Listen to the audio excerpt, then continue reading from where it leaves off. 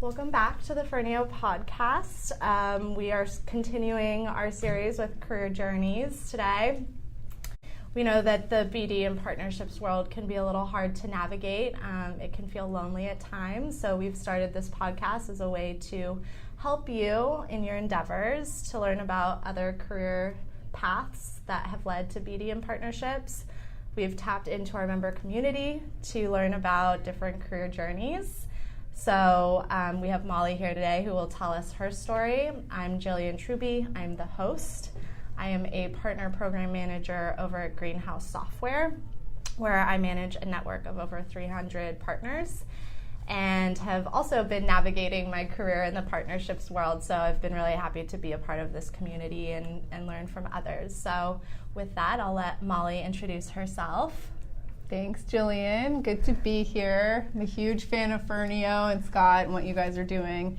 My name is Molly Seams-Cavanaugh. I'm the Director of Business Development at JustWorks. We're an HR tech platform in the SMB space. We do payroll, HR compliance, and health benefits. And I've been at JustWorks for about 3 years now. And yeah, so should I kick it off with so we'll have you tell your story, which you were able to share with us a couple of weeks ago at the Women in BD event, which was great. And I just remember it being wonderful, so I'm excited to hear it again today. I'll let you kick it off. Will do. So I began my career in a very different place than where it ended up. I like to think that every twist and turn along the way, though, happened for a reason and has left me with a diverse skill set that really serves the jack-of-all-trades nature of business development. So, moral of the story is that no matter what your background is, if you're thinking of making a move into BD, you can do it. There's no right or wrong background, really, for BD. I'm actually a former lawyer, and I graduated law school in 2017, where I started out, 2007. I wish. Recently. Yeah. Where I started out at a large corporate law firm doing M&A in the city. About 6 months in, I realized that law firm life really wasn't for me, but I did stick it out for another 2 years to get a foundation in corporate law. Then began my year of magical thinking, as I called it, where I jumped off that hamster wheel and tried on a few other careers for size. I convinced a small digital ad agency to hire me as an account manager and learned multi-channel advertising tactics and how websites are designed and built. And that year and a half was also where I learned the importance of people skills. Coming out of the law firm, I was very adversarial and ready to fight at every turn, but my boss at the ad agency taught me that you catch more bees with honey than vinegar, and I learned how to effectively manage people and clients at that role, so it was very valuable in a lot of ways. After that, I started taking some fashion design classes, since I love clothes, and why not? That dream was dead almost as soon as it started because I quickly found out I have no patience or sewing skills for that matter. But through the fashion community, I ended up falling into some trademark and copyright legal work. So again, that twist did bring me an interesting skill set. When my good college friend heard that I was doing legal work again, he called me out of the blue to see if I wanted to help his startup negotiate media licenses with major publishers and help them build out their content library. That was the beginning of my 4-year ride with NewsCred, a content marketing startup. I joined the company as number 15 right after the Series A and helped grow it through employee number 200 in the Series D. And at NewsCred, I was actually legal director for 3 years, and my favorite work was negotiating and closing BD deals, since no two deals were alike.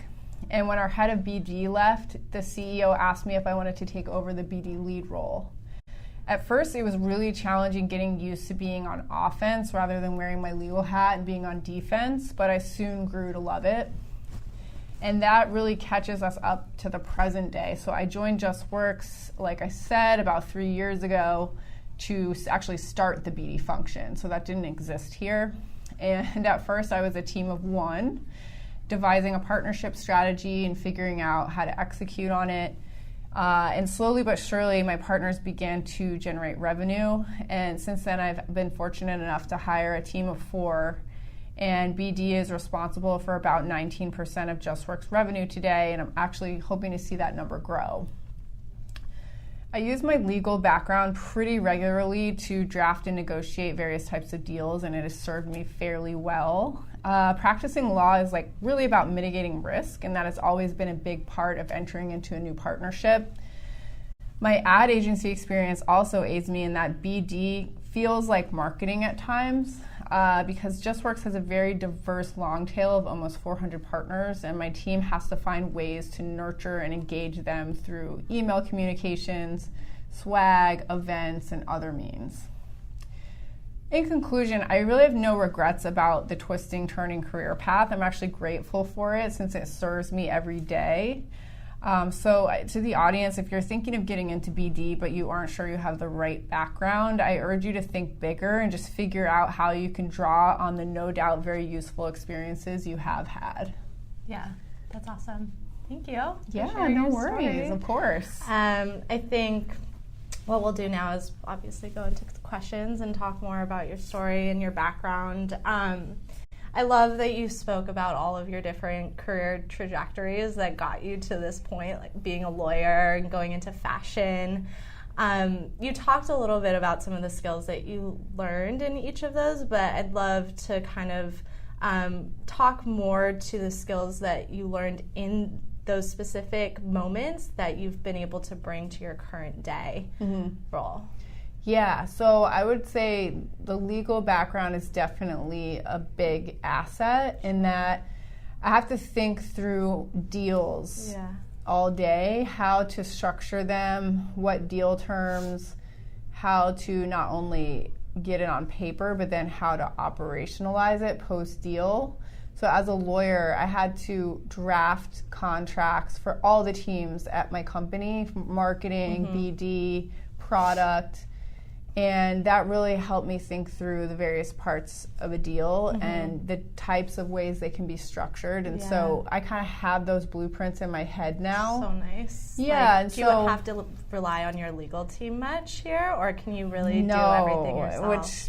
That is so nice. Yeah, one of the more dangerous people here because I don't talk to them maybe as much as I should. But I mean, I know I do. Like when it's important, I know when it's at a level where I need to loop them in. Yeah. And I think also just having that judgment is helpful for them because they don't have to get involved in small issues and the nitty gritty. I can kind of sort through that myself and I just escalate to them when something deserves their attention. Sure. Because they're always strapped for resources and, you know. I think any company feels that. Yes, exactly. But, you know, just in terms of negotiating even a contract with one of our partners and just knowing this is not a big change, it's not material, if that's a legal standard, you know, I can probably just make that tweak and I don't need to escalate that all the way to my GC, like those kinds of things. It definitely helps streamline what we're doing. That's great. Yeah. That's awesome. Yeah, I know that it's really important not to have those bottlenecks, especially as you're growing a department. You started as essentially a one-woman show at JustWorks. And so to be able to like be dangerous in that sense is really great.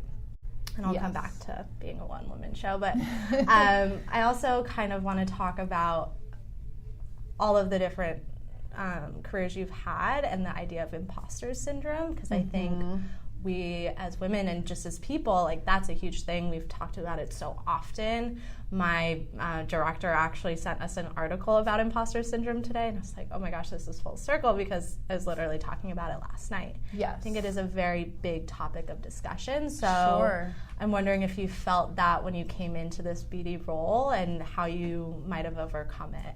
Sure, yeah, great question. I think, I definitely felt that way coming in. Especially since BD can mean so many different things at different companies, depending on what the need is. So when I was doing BD at NewsCred, that was an enterprise company, and the partnerships were very different. We had a couple of international resellers. It was just, that was BD for them. When I came to JustWorks, I realized in the SMB space that no deals are going to look like that. I had to start really from scratch and figure out how do we build this, what types of partners do we want to use and bring on, wrong word choice, and we ended up building a long tail strategy of a lot of smaller partners across the country. And so At first, sure, I definitely felt imposter syndrome. Like, do I actually know what I'm doing here? And I think BD is one of those roles where you're going to feel that a lot. Yeah. Even if you've been doing it for years, if you join a new company and what they need is different than what you've done, you still have to really use your critical thinking skills and be creative and solve those BD problems for that company. Yeah. So I think in BD you get used to being in the gray area and have to really think through, you know, how do I make this work and not be afraid to take risks and try new things. Being flexible. Yeah, and so I think in getting over it, you know, what was partially helpful is just talking to other peers in BD, which is what I also love about Fernio. Yeah. I always felt insecure about the fact that I came up the legal path and I didn't have really strong number crunching and Excel skills. Yeah. And then I would talk to other folks in BD that maybe had those skills because they came up through banking or some other career path and they felt a little insecure because maybe they didn't have contract negotiation skills. There's always something that you don't have. Yeah. But I think the key is remembering what you do have and recognizing what your strengths are and playing to those strengths. Yeah. And if you don't know how to do something, just admit that and surround yourself with other people who do know how to do it and just learn from them. Yeah. So have you been able to connect with others who have the skills that you're looking to accumulate essentially to be better at your role? Yes. And what has that looked like? I would say when I first joined in, I was a one-woman team. I had to run ideas by other people in BD outside of the company a lot. Because it's hard when you feel like you're in a little echo chamber and you don't know if an idea is good and you just need a sounding board. Yeah. So I definitely called on other folks. I mean, Scott Pollock and, you know, a bunch of other folks that are in Fernio today. Yeah. To sound out ideas. And then since then, luckily I've been able to hire a team and I've tried to hire people onto that team that maybe have different skill sets from me. And so it's a very diverse team and, you know, at this point it's working really well because we've, you know, really, I think, built the right team. And, you know, I think in BD, like the skill sets to be more concrete that we do have, we have people that have sales skills. We have someone that actually was an executive assistant to a very senior person at Amex who's more of a jack of all trades who also has an MBA. So she has more of those analytical we data just hired skills. Someone like that. More sort of number crunching skills, which I knew I wasn't great at. Yeah. And then actually another person who came from BD and partnerships. Okay. Cool. So it's an interesting mix, and it's working really well. But you're filling the gaps for all of the different needs that you have as a BD team. So right. Exactly. That's great. And you did talk about being a one-woman show. How did you manage that? Like, that's really hard to come from a non-linear background to BD and have a law background and come into this organization and build out essentially a partnerships BD function. How were you able to make that successful? Right. So at first it was extremely nerve-wracking because I had to come up with our BD strategy. Yeah. And it was almost an out-of-body experience presenting my partnership strategy to the CEO of the company who had already been running the company for 4 years before I ever got there. It just felt like, who am I to tell him what he should be doing? He knows this company so much better than me. It was really hard at first. But he's also someone who's really open to new ideas. And we worked and worked and worked on that deck together. And he gave me a lot of great feedback before I then presented it to our board. Okay, cool. And so that was a great experience. I mean, it was scary, but it was a great learning experience. And it felt like a collaborative effort. Yeah. So, you know, that helped. I mean, I was a one-woman show, but I was getting the buy-in and the exec support from the CEO. Yeah.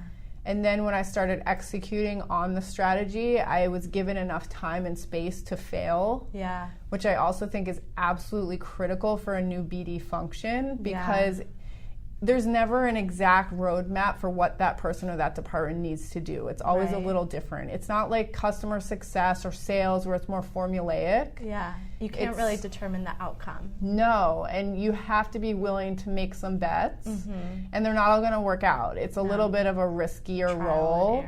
Right. And so my CEO was very patient with me, and really the first year was just trial and error. And I would say I probably failed more than I succeeded, but I mean, I had that year time to figure out what did work, and when I figured it out, we then doubled down on those things, and that's what we've been doing ever since. That's great. Well, I think that's important too, to have the space to figure out the ambiguity and try new things and see what works, what doesn't. The fact that you failed multiple times and you're still, positive and you learn from that is really important, because I think we're all super afraid to fail. I think a lot of people are afraid to jump into the BD career because they're like, I don't have the skill set, or I'm afraid to fail.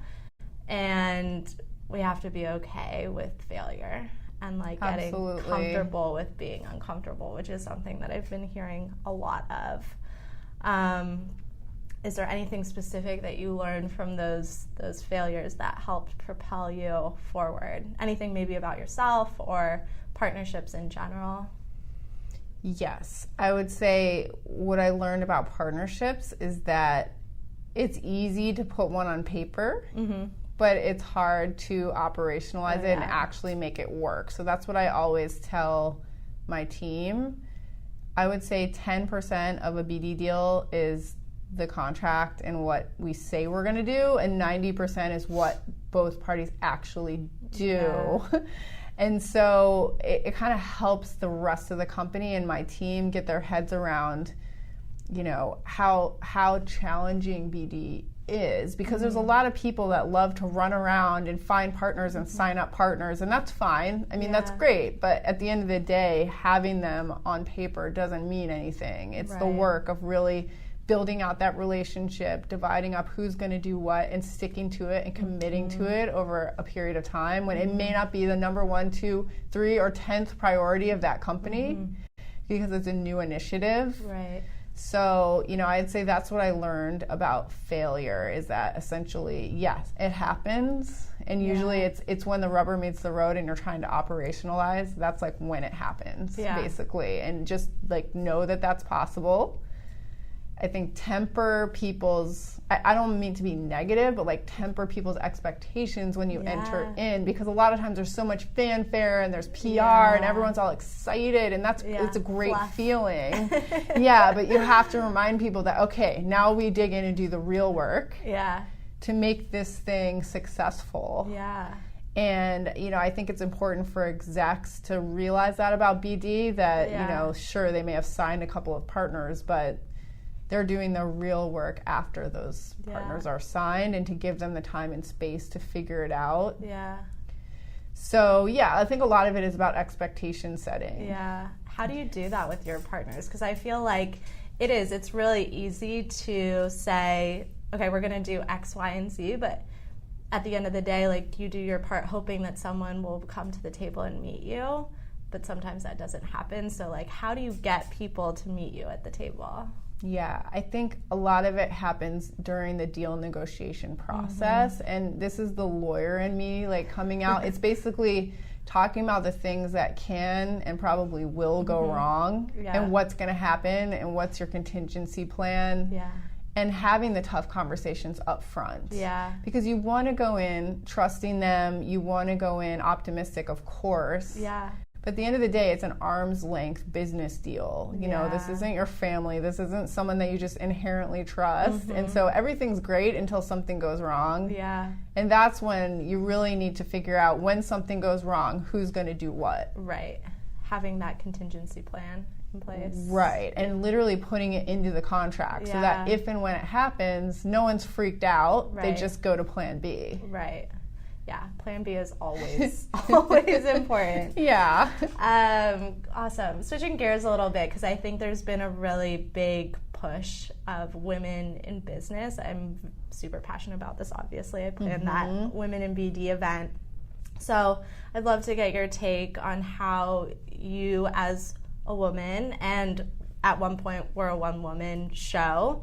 Like, how do you carry yourself in this partnerships world? And have there been any resources that you've been able to tap into to kind of help propel your career forward? Yeah, that's a great question. I would say in BD, I would still say, especially in tech, I can't speak for other industries, but having been in tech for about 7 years now, I mean, you may feel this way, I don't know, but it definitely is more male-dominated still. Yeah. Even though we've made a lot of strides. Yeah. And in BD, even more so. I don't know why. It just feels like every time I talk to my counterpart at another tech company, it's always a guy. Yeah. Probably 90% of the conversations I've had in the past 3 years. I mean, I'm just used to it. It doesn't really bother me. I think, though, in terms of my own sort of career and how I manage that, I do get involved in women's organizations. Yeah. I'm a pod leader in something called Declare,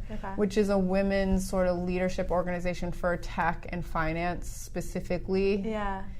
And just having those other sort of peers out there that don't work at my company. They don't really have a vested interest in what I'm doing every day, but can just be a sort of unbiased source of either inspiration or help when I need it and advice. It's kind of nice to have that outlet. So I definitely think, you know, as a woman, if you're in a male-dominated industry, just like look around and make sure to take advantage of resources like that. Yeah. No, I think that's a great piece of advice. I think we have to do more of that. It's like cultivating that, not only outside of the organization, but within the organization as well. We're doing a lot at Greenhouse to kind of push forward women, their career development, and their networking abilities. So I think it's great that you're able to find that outside of JustWorks. Yeah, and I mean, JustWorks also has a big diversity and inclusion initiative, and they have a women's group as well, and that's also really great. And I know there's a lot of people that have gotten a lot out of it. Yeah. I think for me, it's just helpful to have people that are actually outside of my company to just give more sort of unbiased advice. Yeah. That, to me, for some reason, is really valuable. Yeah, that's important to you. Have there been any female leaders in your life that have helped you?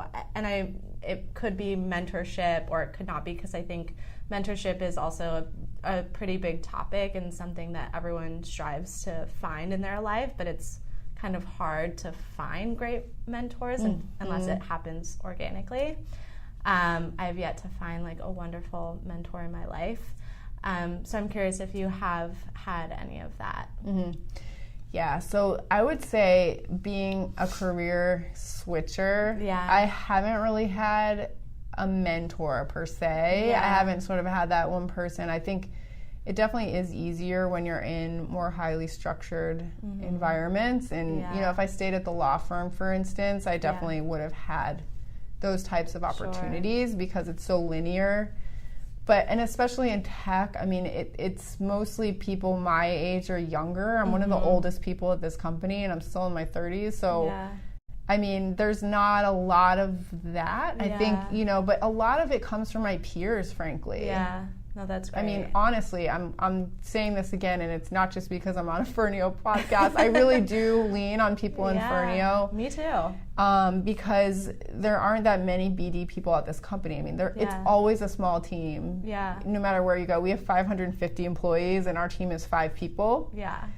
And you need others to bounce ideas off of. You need others to help you and give, you know, career direction. And so I think having that community, and then also just my friends. I mean, I have a lot of pretty strong, powerful female friends that are very inspiring, and, you know, I can go to them with problems. And I learned pretty early on that going to my parents about my career issues really wasn't getting me anywhere, because I think the world has changed so much that they will give me very well-meaning advice, but like that wasn't actually helpful anymore.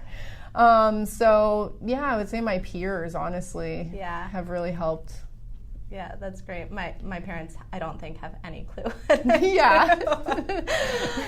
try to explain it to them, and they're just like, no, I don't know what that is. A lot of people don't know what it is. But I like what you said about the Fernio community, too, because I think for a really long time, I had a very hard time coming into my partnerships role and not knowing where to turn for career advice and help on different initiatives that I was doing. And when the Fernio community came about and like kind of fell into my lap, I was at that first Slice event where you spoke. I was like, oh my gosh, I found where I belong. Like, this is great. That's so great. Yeah. But it is. It's a great community of people who have great things to share with one another, and are always super helpful to share their advice with you. So it's been great for me. Awesome. Yeah. I think one of the things that Fernio is kind of trying to cultivate too is this idea of being an advisor, or like taking the skill sets that you are really good at, whether that's negotiations or contract creation, and putting that towards other projects in the community. And so I'm curious if you've had any recent projects where you've been able to use the skill sets that make you successful, and what did that project look like, and what were the skills that you used to make it really successful? Internally at JustWorks or outside? It can be either or, any project that you've worked on. Yeah, I'll focus on, I would say, building out the health insurance broker channel at JustWorks. That is something that I've really spent a lot of time and effort on over the past 2 years, and it's really picked up a lot of traction. We're really proud of it, and I would say it uses all of my skills. So for instance, when we first set it up, it was very important to figure out the deal that we would strike with these brokers, the economics, how it was going to work. The brokers send business to our sales reps, and so we had to design sort of operational rules of engagement around that, and think through how are we going to train up the sales team, how are we going to train up the brokers to work together. Part of it is just sales, selling the idea of being part of the program, and then also training the brokers on how to sell our products and services. And then some of it is marketing. We do webinars to them, we do continuing education, we send them swag and gifts, we have events for them. So it's really just, right, it's like the whole gamut. It's a multifaceted project, which is also what I like about it and what I love about BD, because no 2 days are alike. And it's really concepting something and then putting it into motion and building it. So we've been able to see that through from start to finish at this point. We're paying actively about 110 brokers, and we probably have about 200 in the program, and it's continuing to grow. So we've seen a lot of momentum. Yeah, I mean, it sounds like a huge project, like a huge undertaking. Yeah, and we have to work cross-functionally with our operations team, our finance team, our business intelligence team, the sales team. It's such a classic BD type of project. So collaborative. Right. So much of it is just, figuring out who the right people are internally, convincing them to help out, using your sort of soft skills, your power of persuasion, being a change agent. I mean, there were times at the beginning where I was getting into screaming matches with one of the sales managers because she did not want her reps wasting time on brokers. Brokers don't work. I mean, there was a lot of change management we had to go through at first because of bad experiences that the team had with brokers in the past. Flip side, same thing with brokers. We had to overcome a lot of hurdles, bad experiences brokers had with other companies. Like, that had nothing to do with us, but, so anyway, I mean, the soft skill piece is big. Yeah, having to vouch for your projects and why they're important. What kind of approach do you take for that? So I usually, if someone is upset or sort of bringing a past wrong into the conversation, I'll usually let them get it all out, because sometimes people just really need to be heard and get it out. So I let them blow off steam. And then maybe I'll just start asking questions about why they feel a certain way, and just try to hone in on what the problem actually was. And then figure out how we can design the program in a way that avoids that particular problem. And so for instance, we met with a broker out in California recently who had a very bad experience with another company like ours because they would try to get quotes for their clients and it would take forever and the turnaround time was super slow and they didn't have enough communication and it kind of would get lost in the weeds. So we were then spending most of the meeting thinking about, if you work with us, what's the process going to look like and how can we make that process work for you? And so, a lot of it is just problem solving. Yeah, and just, allowing that person to vent and then being like, okay, here's the problem. How do we solve it together? That's one thing I love about BD. It's very collaborative. I love that about partnerships. It's never you win, I win, zero sum. It's very much everybody wins. Let's figure out how. So it's very rewarding. Yeah, no, it totally is. And I think empathy plays a big part in that too, is like seeing the other side, seeing why someone is upset and helping them come to a common solution.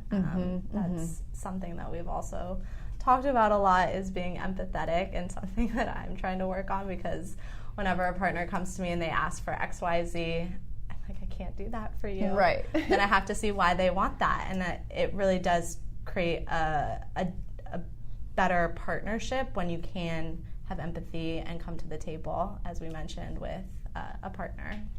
Right. And then, but then the flip side of it that you just brought up is also understanding when you need to be firm and say no, and having boundaries. Yes. And that part is tough sometimes. So tough. I mean, some of our partners will just push and push and push, and we just have to be really firm with them and just say no. The power of no, as one of my old bosses used to say. Sometimes the answer is just no. Well, you can't do everything for everyone, and you can't please everyone. And what I've learned for my own team and at Greenhouse is that we do have to think of ourselves and our team. Like when a partner comes to me and asks for developer resources, I take an engineer off of something that they would be doing for Greenhouse. And so you kind of you have to prioritize what makes sense in a bigger picture as well for your organization, for your team.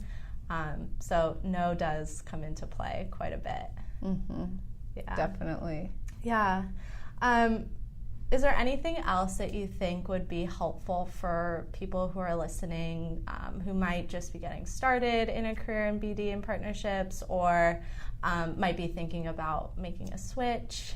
Sure, definitely. I mean, I would say there's no sort of clear-cut black and white BD method. I mean, you're not going to be able to learn about this in a book and, study really hard. And not yet. Good point.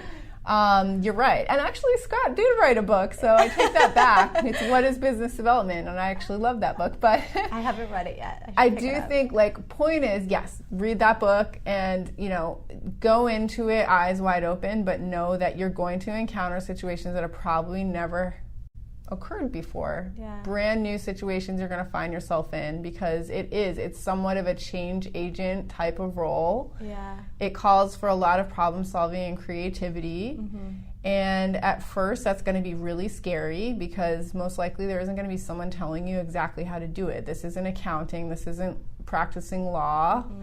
And you're gonna at first be scared, but it's something where you start developing an instinct. Would you agree? Yeah, absolutely. It's like it starts to click, and if there's pattern recognition. You see, this is something that I did with a partner at my past company. I think this could work here, and you start realizing what's feasible and what isn't. And I think that's what's fun about it. Absolutely. Because, sure, there is somewhat of an art to it. It's part art, part science. And I think the science piece, you can try to learn as much as you can from your peers. But there's always going to be that element of surprise. And it might not be something that you've ever encountered, and you just have to wing it. You really do, and be okay with that, and get those BD and sort of just business chops and get that gut instinct. I think it's the skill set that you have to kind of accumulate, like the critical thinking and strategic thinking and the people skills that make up, because like you said earlier, every organization is different, every partnership structure is different, so it's a very fun, interesting, and challenging world. Yes, and I want to circle back to the failure piece. Yes. I think even having a few failures under your belt is beneficial. Absolutely. Because when you see a partnership fall apart and you see what went wrong, it's just such an invaluable way to learn and take that into the next opportunity. Yeah. And it gives you wisdom in a way that you just wouldn't have if you read it in a book. Yeah. And it helps you figure out how to avoid those pitfalls. Yeah. So I think failure is valuable, and make sure if you're doing BD, you're doing it in a company that gives you that space to fail. Yep. And ask, what are my KPIs? How am I going to be gold? What does success look like? And have those conversations early on, and make sure that there's a level of trust there. Yeah, that is a great piece of advice. Yeah, I think it's important to be in an organization that allows you to fail so that it's not scary. Like, we shouldn't be afraid of failure. I think we use that term in a very negative light, but I'm seeing it not in a negative light anymore, because I've seen the failures that I've had at Greenhouse specifically, and I don't really see them as failures. They're just learning lessons, and I like seeing it in that light instead of calling it a failure. And I like the idea of having metrics behind it and asking, what does success look like when it comes to this partnerships world, and partnerships specifically for this organization. I think that's a great piece of advice for someone who might be starting a partnerships department and like talking to their CEO, or just someone who's getting started. So that's awesome. Cool. Thank you, Molly. Of course. I love your story. Thanks and it was for great having chatting. me. Yes, of course. We'll see you soon.